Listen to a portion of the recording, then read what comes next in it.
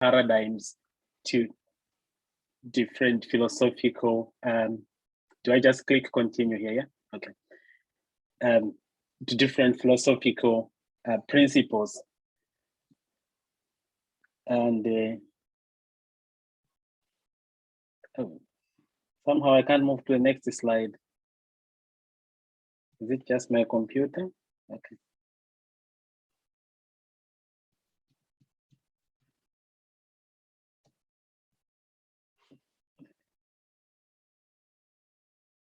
Yeah, go ahead. You can speak. We can hear you.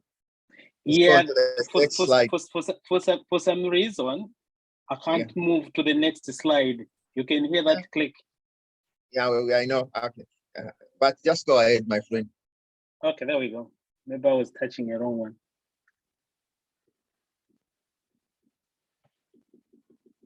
Just need to get back to where I was, sorry.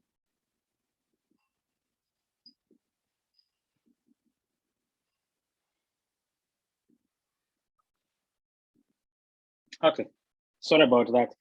Okay, so the objectives for tonight are to make people aware about the concepts and language used in research, understand the role of theory and concepts in research, how they are interrelated, understand the role and importance of ethics in research, and also to understand how to position your research within an identified theoretical and conceptual framework.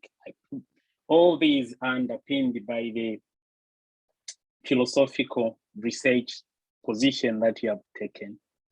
And this, as I said earlier on, is not an introduction to philosophy as a distinct discipline. So what is philosophy then?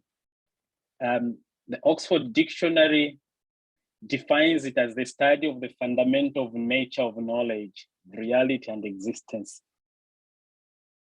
And this comes also from the Latin word, which is philosophia.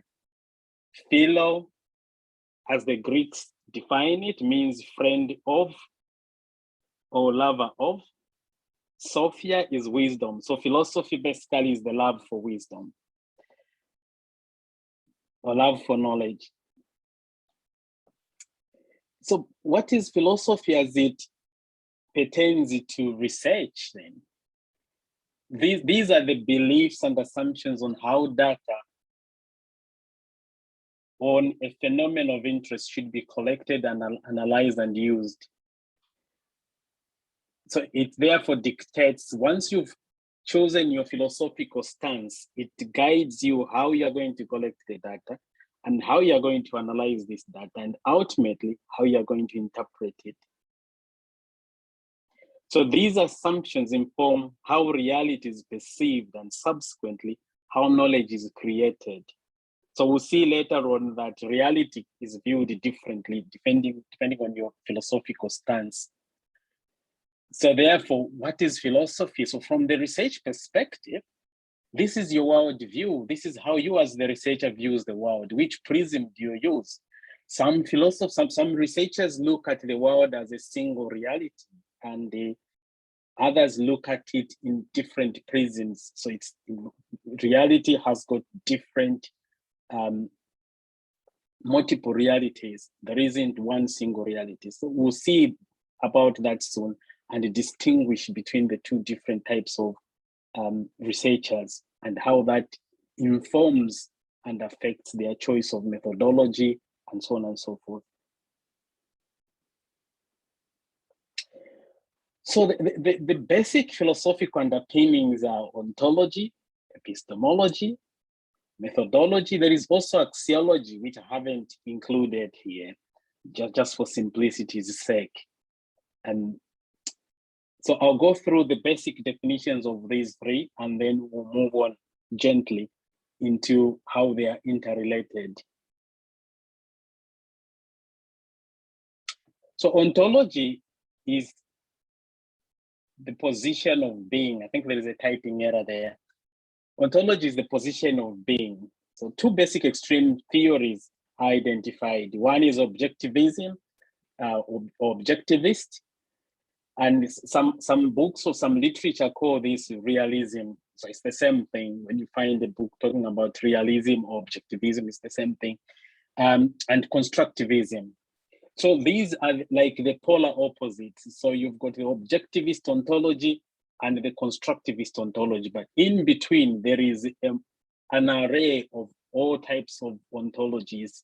There is the post-constructivist, structuralists, and so on and so forth. So it is a continuum, like the shades of gray. So they are in between. There are other types of ontologies, but these two anchor the two extreme poles of ontology. Objectivists believe that the world is made up of a single reality, independent of the researcher. So as far as the ontology, objectivist is concerned, the truth is out there. You just need to go and find it. And it doesn't matter who goes out to find out the truth, they'll come up back with the same answer. They'll find a red dog seated in the corner somewhere. It doesn't matter whether it's David or Oswald who goes, they'll find that red dog. That's what objectivists believe. So these researchers who believe in the objectivist ontology, they explore phenomena using established laws to derive meaning. So you have to follow some established methods, some established laws which govern the discipline. They argue that the world is out there and the researcher needs to go and explore it. Reality can be explored using senses. And this last point actually touches on empiricism, which is a form of objectivism. Empiricists believe that you learn by senses. And they believe that when you're born with an empty slate, then you start filling it up. As you interact with the world, then you gain experience and so on and so forth. But we'll see from the different paradigm, which is the polar opposite of objectivism, who completely reject this and say, no, you're not born with an empty slate. You're born with knowledge and you just need to interpret it based on the environmental circumstances that you find yourself in.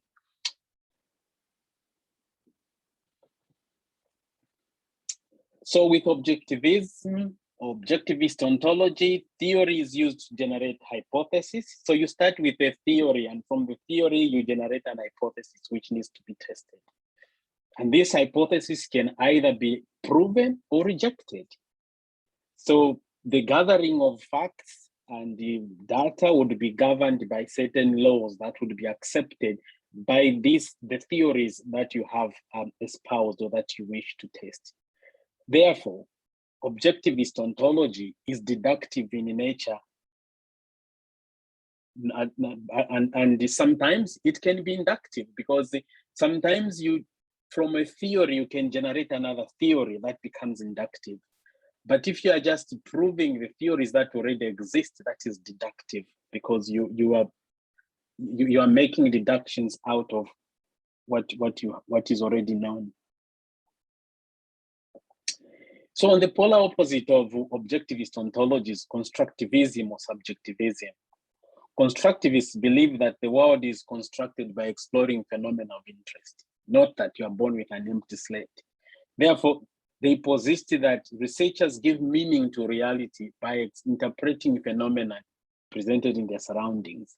So they reject the idea of learning and so on and so forth. So this therefore gives way to multiple realities and multiple truths, because they believe there isn't a single reality. So it depends on where you are looking. You could be looking at one side of the elephant and all you see is the trunk, or you look at the back of the elephant, you see the tail, you look on the side, you see two legs.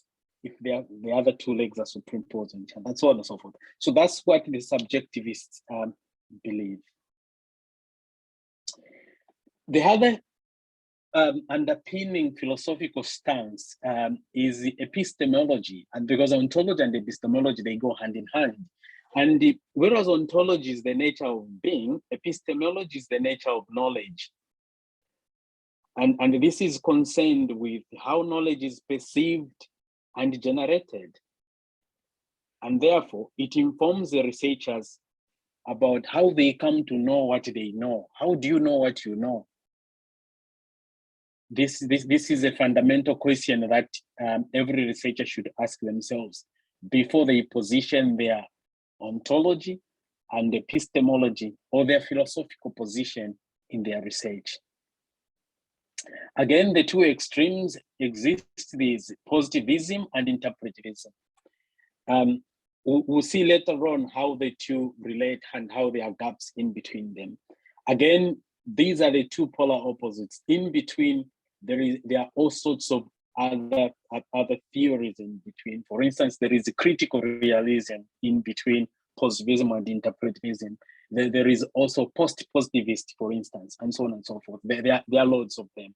You find them in the literature. But once you get the basic understanding of these polar opposites, you can fit everything else in between the two of them.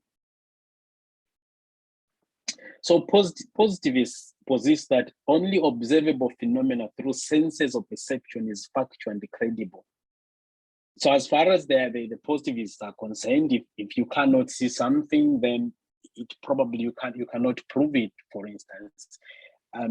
Therefore, they lend themselves to things that you can see, things you can count, and so on and so forth.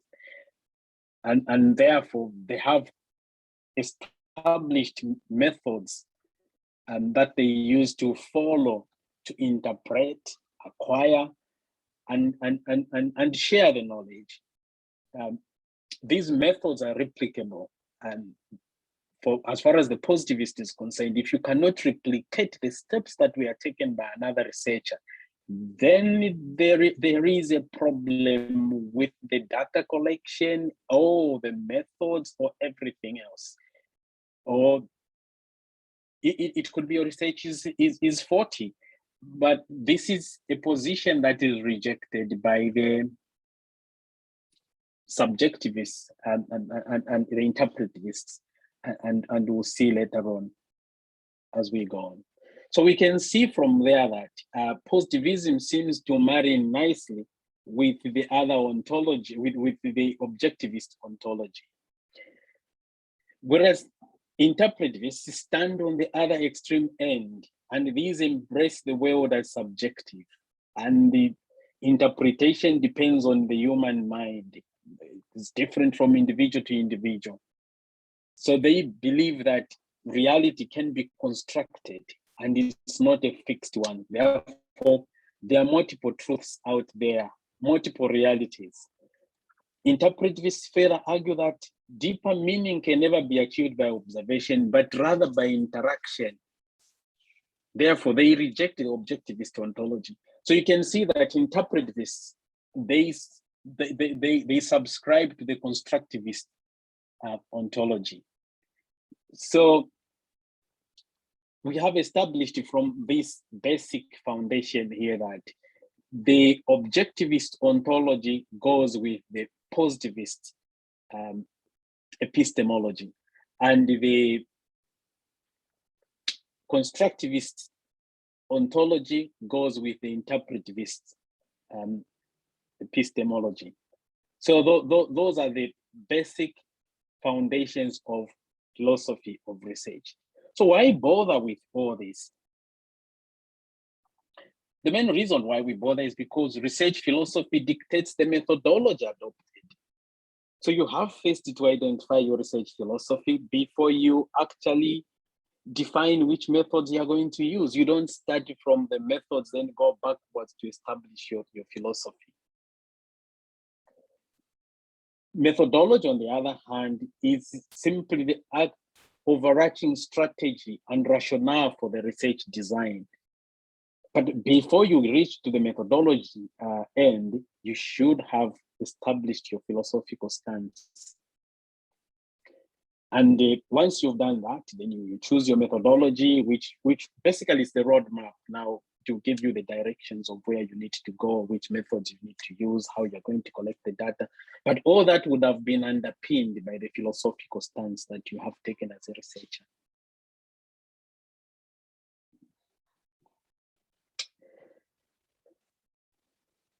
So the philosophical position again influences the research question. Of course, every researcher starts with a research question, but as you refine your research question, this is influenced by your philosophical position. And later on, the research question influences the methodology, and the methodology influences the methods chosen, and so on and so forth.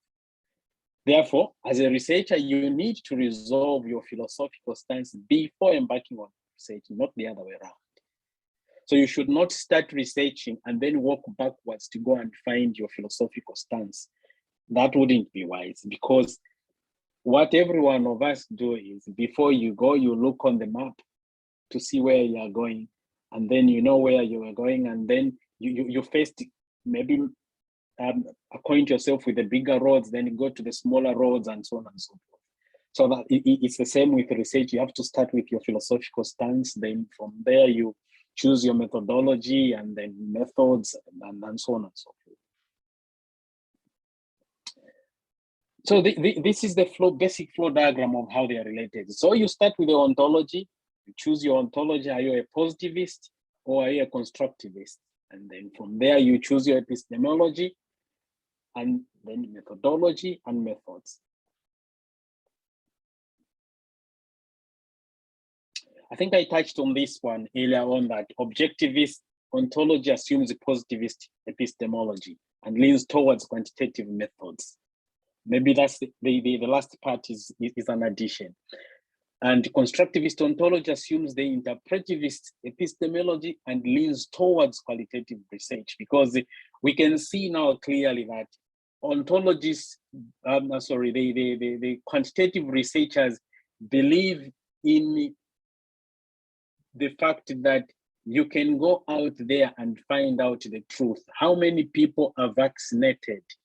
They are not worried about why people are not vaccinated. They're worried about they're counting how many people are vaccinated, for instance. Whereas a constructivist,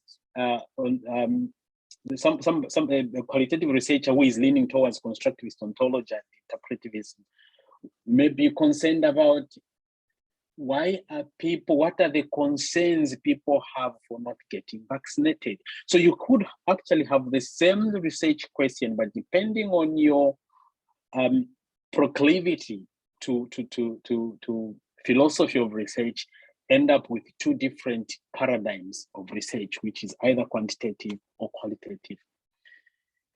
Perhaps the burning question in people's minds at this point could be, yes, you've told us about the positivist epistemology and the objectivist ontology, and how that leans towards quantitative methods, and how the other paradigm leans towards qualitative research. What about mixed methods? Where does it fall? So mixed methods falls under post-positivist, and interestingly, it's a crossbreed. Mixed methods, the post-positivist has got the objectivist ontology and an interpretivist epistemology. So it's a crossbreed between the two. It's the reason why with the mixed methods, you can either start with the quantitative aspect to inform the qualitative research in the second phase, or you can start with the qualitative phase to inform with the quantitative phase in the second phase. So that's a mixed. It's a mixed paradigm, if you like. There are loads more other research paradigms out there with the different epistemologies. Like I touched on critical realism, which is quite similar to post-positivism.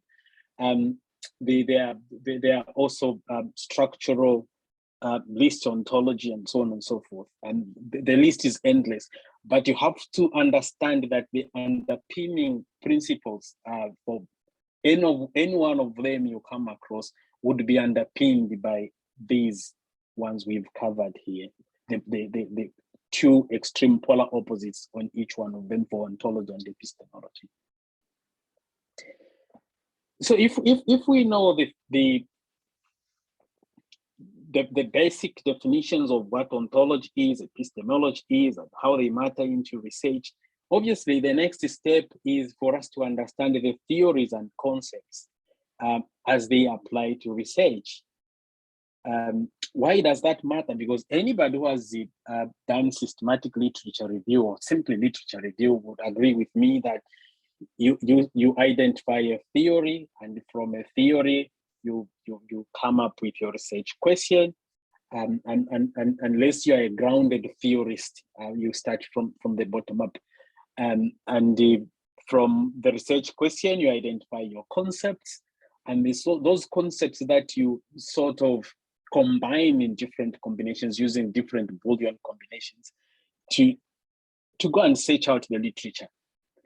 So it is important to understand what a theory is and what a theory is not. And that theory is different from a concept, but that they are closely interlinked. There is no universal definition of a theory, but rather it's dependent on the discipline. So each discipline defines a theory differently, but there is something that is agreeable in every discipline you go to, and that is that the starting point is the concept. And a concept is simply an idea that describes something. So it's usually not solid. It's an idea. When you're brainstorming, what you have are concepts.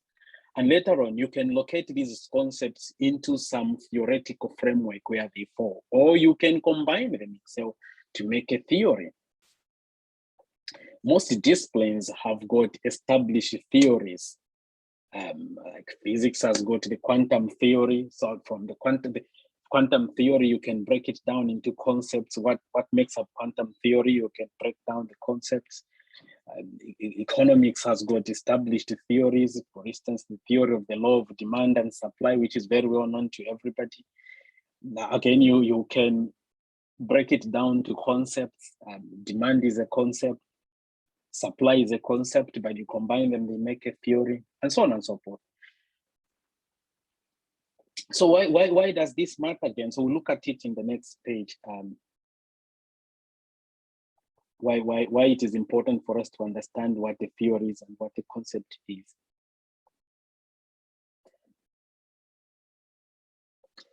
So concepts form a theory. Theory explains the concept. So whereas the concepts make the concepts make up the theory, but it's the theory that explains the concept, not the other way around. So these concepts have to relate in a particular way for them to make sense. That is for theory to be explainable. And in most disciplines, theory should be available in the wider literature, as I referred to the theory of the quantum theory, and there are lots more theories out there. So theory should not exist in isolation, whereas concepts can exist in isolation because concepts are simply ideas. Sometimes they are abstract ideas that are not fully formed. So in most cases, when you are brainstorming about the research question or the next research topic, what you have in your mind are concepts, and then from those concepts, you develop your theory, or you link them to a theory, which is an existing theory.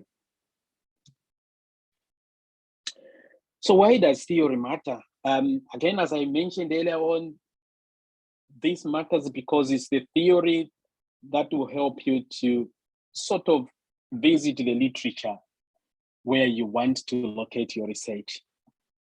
And also, literature helps you identify the gaps in the wider knowledge of the subject that you are looking at. So without understanding theory, without understanding the concepts, that would be difficult. So as a researcher, you must link your main working theory to the identified theoretical framework in the wider literature. So theories, they are what we call grand theory, which is like a bigger theory. And then you can break it down to smaller theories. Again, I'll go back to quantum theory. So you've got quantum theory, is a grand theory. Then you've got the theory of relativity, Einstein's theory, which is the theory of relativism, I think. And that's the minor theory or mid-range theory.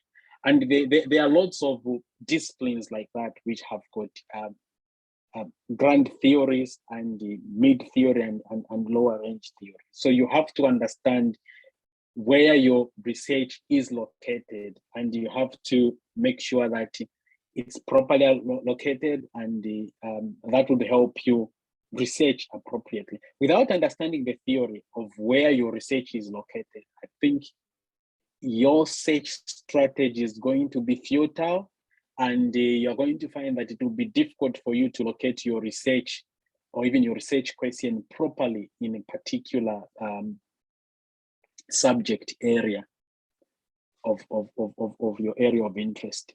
And most failed research topics are because a researcher has failed to identify the theory behind, or they have failed to define the theory appropriately.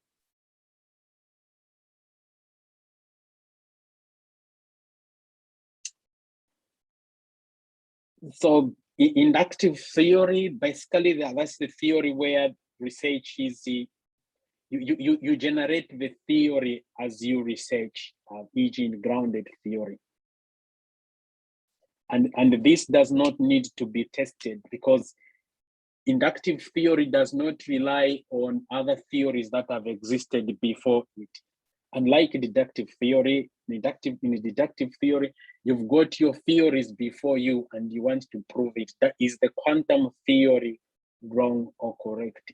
Are those equations correct, or are the basic principles of those equations workable in real life? So you use deductive methods to prove that through the processes of you state the hypothesis, and then depending on the models that you've developed, you can either reject or accept your hypothesis, and then you make your conclusion, and so on and so forth. So what about the concepts where we started from? So concepts are basic ideas or abstract ideas or assumptions that form the basis of a proposed or tested theory of a particular phenomenon. So you have to have a theory will have different concepts that make it up. And these are general, they are unproven generalizations, and they don't need to be proven because the concepts can be abstract. These are ideas in your head. And whenever you write a research question, you find that there would be different concepts within the same question. And it's those concepts that you're going to get or use when you search for your literature. But they are useful because the concepts, they are the ones that help you search for the literature or to locate your research in a particular theory. And then theory helps you locate your research in a particular area, and so on and so forth. So they are like the roadmap to your phenomenon of interest.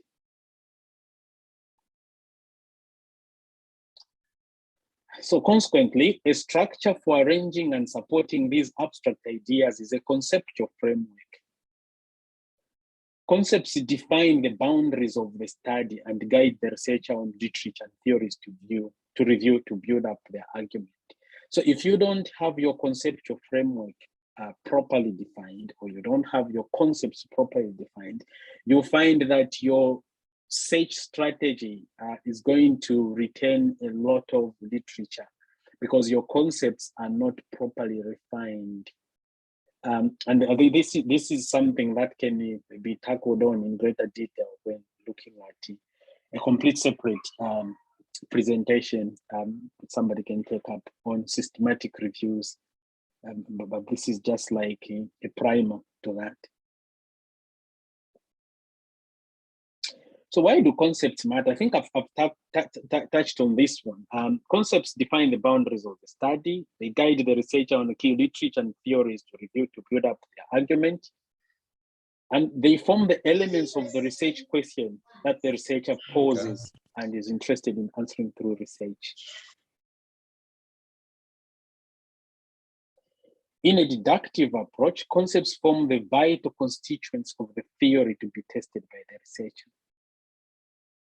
Concepts can either be measured objectively, so we go back to the objectivism and subjectivism. They can either be measured objectively or subjectively, depending on where the researcher leans ontologically and epistemologically. And if they define their research in the quantitative paradigm, then they will be able to measure their their concepts objectively. For instance, maybe do working mothers do children of working mothers consume more calories or spend more time on TV, that kind of a thing. So you can measure that objectively, because you can count the number of hours, or you can count the calorific intake. Or do they probably, children of working mothers, suffer more mental problems or that kind of a thing? Again, probably something you can explore subjectively. So depending on how you position your question, then you can have different ways of measuring the concepts and ultimately the outcome, and how you communicate your findings. What about ethics? Where do they fall within the philosophical stance? Earlier researchers had realized that there was need for ethics, because sometimes participants are harmed, and this is has been documented in various literature. One of the known areas where participants were harmed was the research which was done in Germany some years back, when people were subjected to conditions that were subhuman, and that led to two research ethical principles or guidelines. One of them is called the Nuremberg Code, which sort of established the principles that doctors cannot just get patients as their participants, because that's what used to happen those days before the Nuremberg Code. The doctors would just get the patients without their consent and enroll them into their research. And then the Nuremberg Code was later on improved on by the Helsinki. Helsinki, I think it's a town in Finland or Switzerland. I think it's Finland anyway. Now, before that, other philosophers had actually started developing some research ethical principles, and one of them was Kant, the man called Kant, and he developed the theory of consequentialism. And later on, other researchers brought up the theory of non-consequentialism in ethics. These again are like the two polar opposites, and we'll see how they. Sorry, again, I think I've gone too far.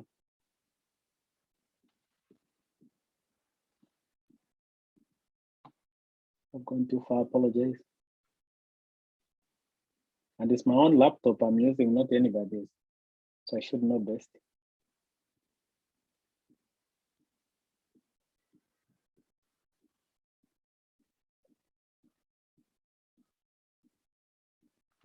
Oh, okay, there we go.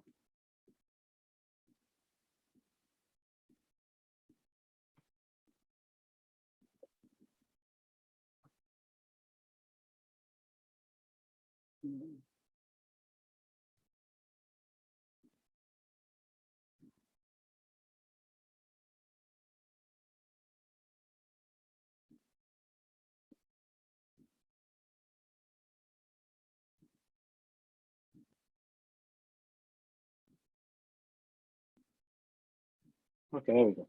Sorry about that. So anyway, so the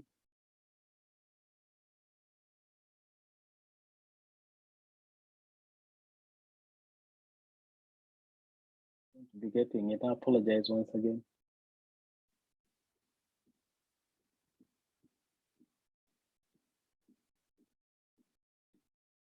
Okay, so we are talking about consequential, the two polar opposites. I may have to do without this, to be honest.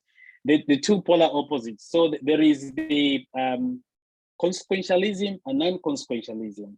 So for the consequentialism, it does say that the consequences or the outcomes determine the ends, determine the means. Let me just get to that.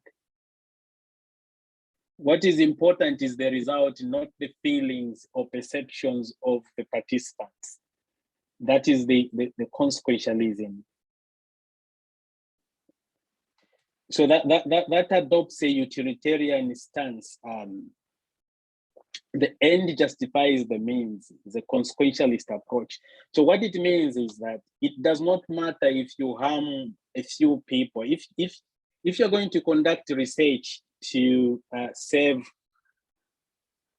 if you're going to conduct research, could you try again? Sorry, that's my Siri wanting to participate. If you're going to conduct research to benefit the majority of people, it doesn't matter whether in the end you harm a few. That's what the utilitarian principle says, which is a form of consequentialism. So the end justifies the means. This is the basic principle behind herd immunity, which is employed in vaccinations. So you vaccinate a certain population to benefit a certain number, the grand majority of people. In the process, you probably could harm a few people here and there. But what is important is to make sure that people are fully aware of the consequences of participating or not participating. So the consequentialism thinks that the consequentialist things are right on the balance of good and bad consequences. So the greater good to greater numbers, as I said earlier on. If you're going to save 500 people, then what if you harm 2? Which is also the basic principle used in the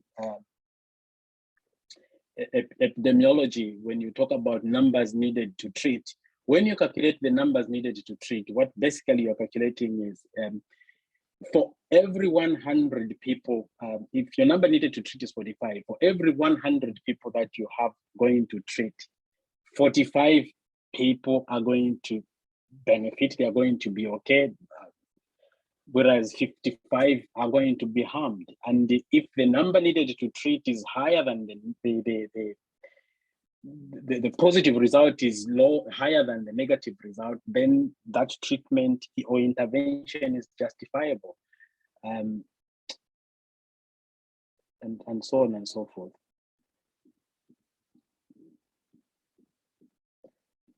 So that's the consequentialist approach. What about the other approach, which is the non-consequentialist approach? So the basic problem of consequentialism are that the minority rights may be harmed or overlooked. And in this case, sometimes the higher the position you hold in society, probably the higher the benefits. And you end up stepping on the rights and the privileges of those below you. Or it could be minority in any other sense, racial or so on and so forth. Also, the animal rights, because it's quite common that researchers use animals to test their vaccines first or any other type of research before. So that puts them at odds with the animal rights activists who say, hang on a minute, what about the animal rights? But then for a utilitarian say, well, it doesn't matter, it's just an animal. At the end of the day, we are going to save X number of human beings. So what does it matter if we harm a couple of animals? Non-consequentialism or Kantian theory. So this one holds the researchers to account. I don't know what these extra lines on the screen mean, to be honest. Means you hold the researchers to account in addition to consequences, make actions right or wrong. Morality is contained in the act alone. The moral worth of duty should be evaluated. So at the end of the day, is this research going to benefit the participant? So basically, every participant should understand why they are involved in the research and the benefits or detriment thereof of them participating in the research.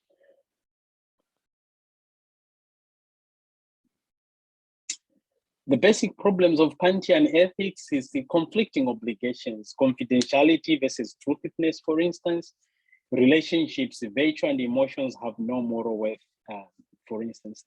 What that simply means is that when you're conducting research, you have to look at the greater good. So the Kantian theory sometimes rejects that and tries to look at things from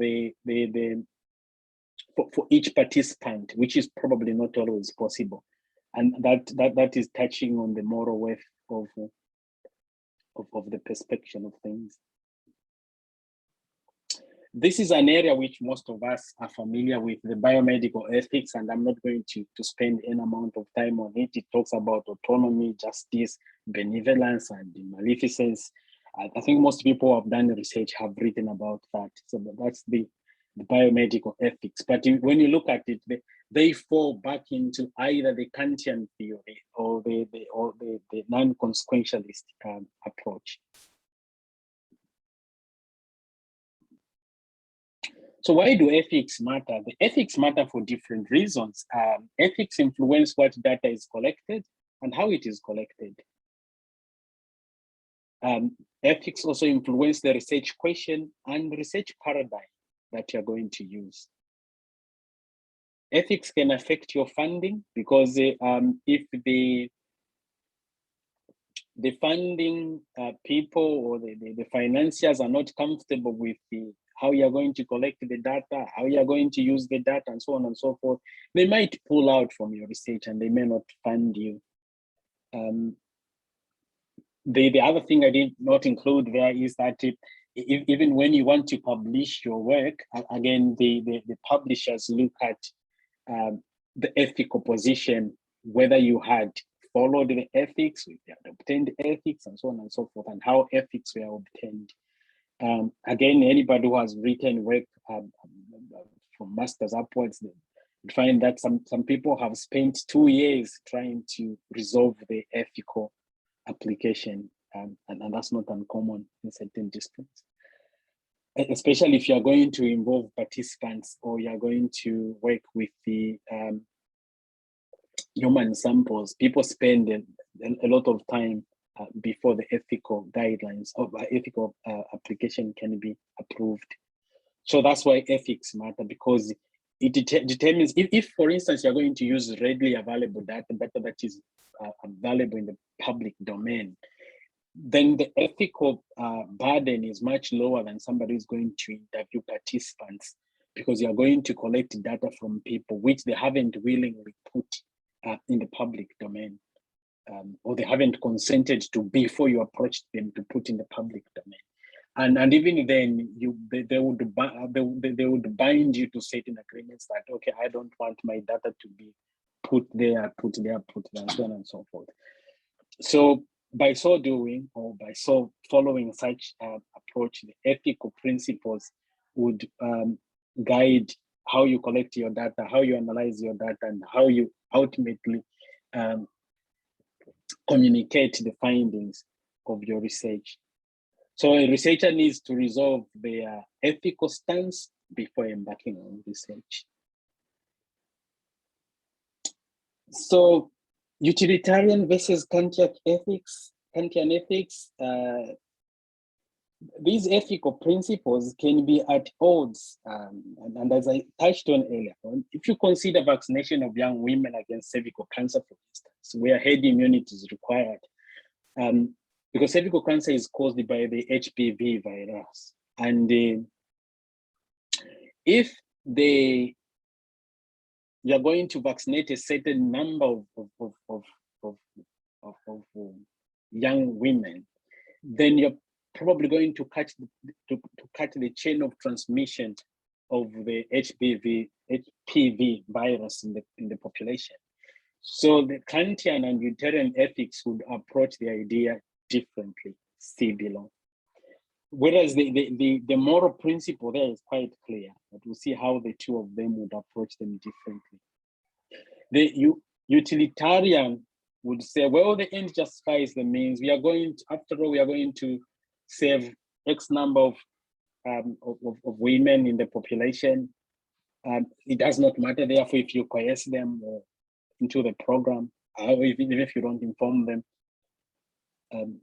There could be a small associated risk on the basis that society as a whole would gain. And therefore, the suffering of a small minority is irrelevant. That's what the utilitarian would say. But what about the Kantian?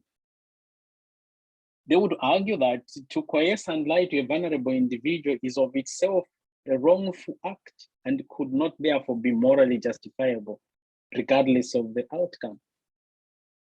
So you need to resolve your ethical stance and be able to justify. That's the main thing in research. You have to justify why you're doing what you're doing.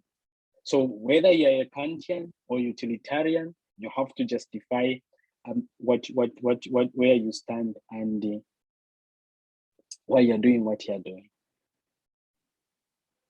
And that brings us to the end of the presentation.